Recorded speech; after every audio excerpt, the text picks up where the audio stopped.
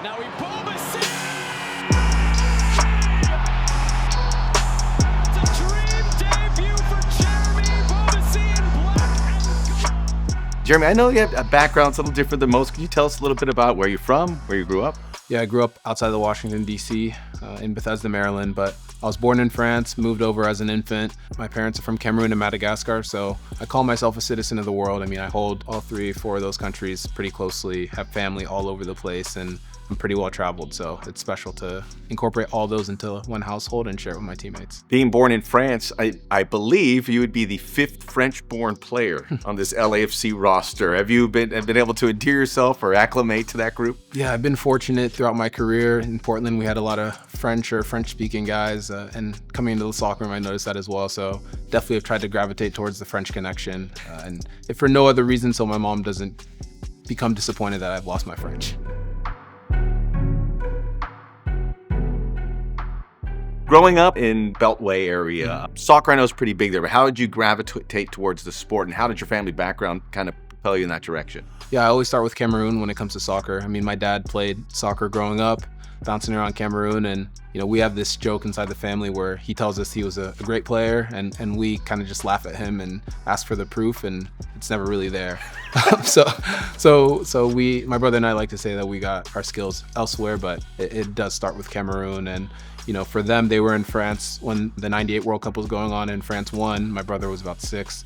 So a lot of soccer memories built into the family through the various places that everyone has lived. For me, it was just kind of following the footsteps of my older brother as he was playing in the Bethesda, Maryland area.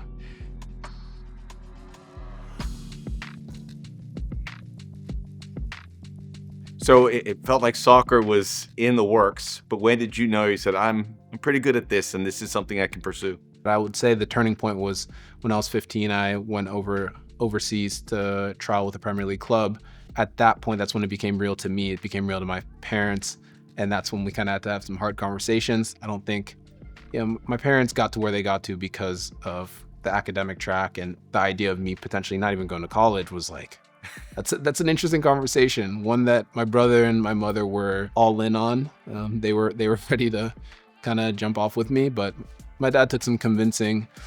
But when he went overseas as well to kind of see the facilities, talk to the directors, I think it was a turning point for him where, if I applied the values that he wanted to instill in life and in school on the field with the resources that would be provided to me at the time there, he had no doubt that I could make a career and that school would be there as a backup if and when I wanted to go back.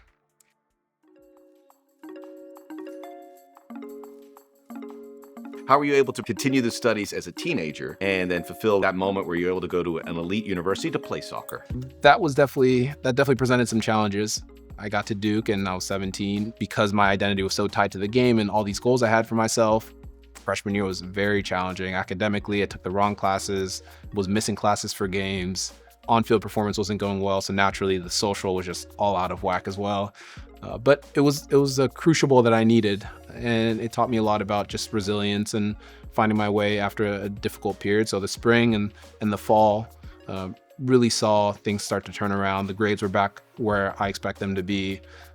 The soccer was starting to get to where I expected it to be, and I know that there was more to give, but I felt like I had gotten what I needed out of the experience, and I was transparent about that and able to pursue the next step.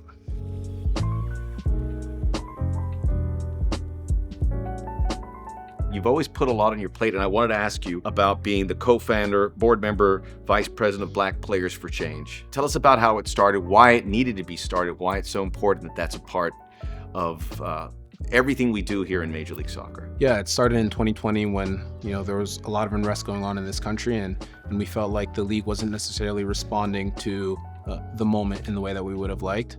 At the same time, a lot of the veterans who I was learning from and who brought me in to help start this organization were kind of making more clear what I had already known, which is that the opportunities for especially Black players who have played their careers in MLS and been proud to serve the league and their teams aren't necessarily translating to coaching positions, front office positions, and beyond. So, at the end of the day, it's about creating representation across the board so that the managers of our league also reflect the player pool, and we can just continue to have this cohesive environment in which we are fostering growth from all over the place. it's a big job. There's a lot of partners that believe in the mission, and it's a work in progress for everyone.